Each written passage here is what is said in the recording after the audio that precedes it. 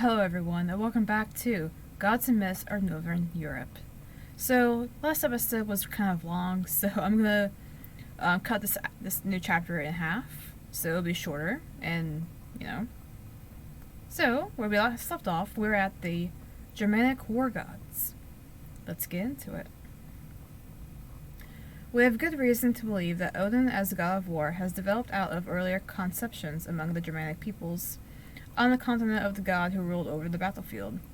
The god Woden, or Wotan, had the same type of sacrifice associated with his name. The Heruli, for instance, worshippers of Woden, practiced a double ritual of stabbing and burning. Among them, the victims were not necessarily captives taken in war, but those also who were on the point of death from illness or old age.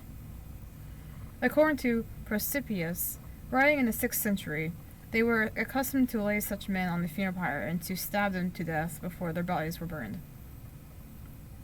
We come across continual references to terrible sacrifices in honor of Mars among the Germanic peoples.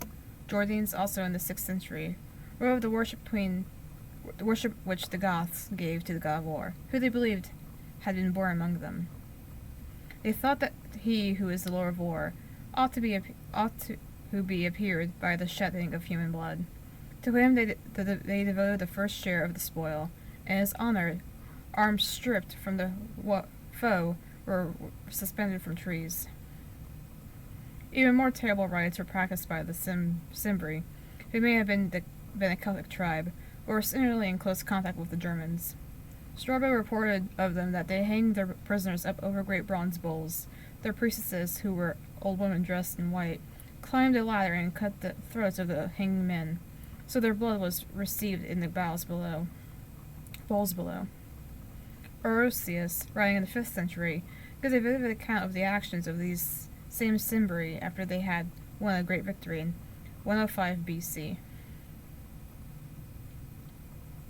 The enemy captured both camps and acquired an enormous quantity of booty. In accordance with a strange and unusual vow, they set about destroying everything which they had taken.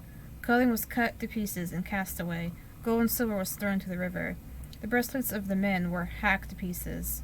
Starvings of the horses were broken up. The horses themselves drowned in whirlpools, and men with nooses around their necks were hanged from trees. Thus was no booty for the victors, and no mercy for the vanquished. This account of wholesale sacrifice, both of the living creatures and material things, to the god of war, may be compared to the description given by Tacitus of a battle between two Germanic tribes, the Hermundari and the Chatti, in the 1st century. They were fighting for possession of the river which flowed between the lands, which is particularly valuable because of the salt to be obtained there. Also because of its course path to what was accounted holy ground. They cherished a superstition that the locality was specially near to heaven. Accordingly, both sides vowed to sacrifice the enemy to Mars and Mercury in return for victory. This was a truly fearful vow, implying as it did the sacrifice of the entire beaten side, with their weapons, their horses, and all else that they possessed. Yet the Hermundari, who won the battle, are said to have carried it out, while the Romans cynically applauded the liquidation of troublesome barbarians in the name of religion. I just want to say real quick, when they say like Mars and Mercury and stuff like that, when talking about the Germanic tribes, the Romans often use we're kind of ethnocentric, and they use their own gods as a way to like compare that to other people's gods. So like when they say like the god of war, to the Germanic it'd be Wotan or whatever, but to them it'd be Mars, and it's just kind of like their way of like understanding another culture essentially. Then the Romans were kind of arrogant. They kind of assumed that like the other people worshipped the same gods, but just under a different name. So yeah.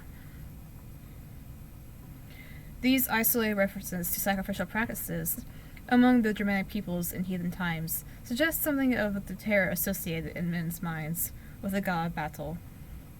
Discoveries made in the peat bogs of Denmark give a startling confirmation of the power which he once wielded. The peat soil was preserved piles of booty, such as must represent the spoils of many battles, lying not at random, but as if arranged deliberately in some kind of order by the victors. At the four main finds at Thorsberg, Weimos, Nydam, and Craighole. There was an impressive amount of material, including weapons, armor, clothes, ornaments, tools, pottery, and animal bones. The largest collections must have been built up over a number of years, and the objects left in the holy places gradually sank into the marshy soil until they were hidden from view. Sometimes weapons were bent and broken and rendered useless before they were laid down. In 1950, a fifth discovery of this kind was made at Illerup, and careful excavation made it possible to reconstruct what had taken place. Here the equipment of about 70 warriors had been burned on fire, and the swords and shields collected from the ashes deliberately indented and carried into the middle of the bog by means of planks laid down on the marshy ground. Some of the weapons were flung into a deep pool, others left lying on the earth nearby, in a spot still reputed to be haunted. In this case, the spoil was probably that taken in one battle only, fought about AD 400. We know that the mail coats and weapons were rare and costly treasures, and that the many swords sacrificed at Illerup represented much wealth.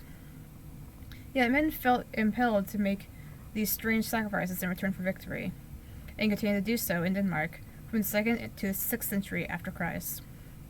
The explanation given in the literature is that they did this in order to placate the god of battle, perhaps like the Hermundari and the fulfillment of a vow once victory had been won.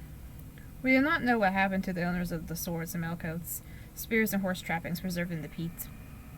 But the implication is that if not already killed in battle, they were met with an unpleasant death as part of the expensive sacrifice to the war god.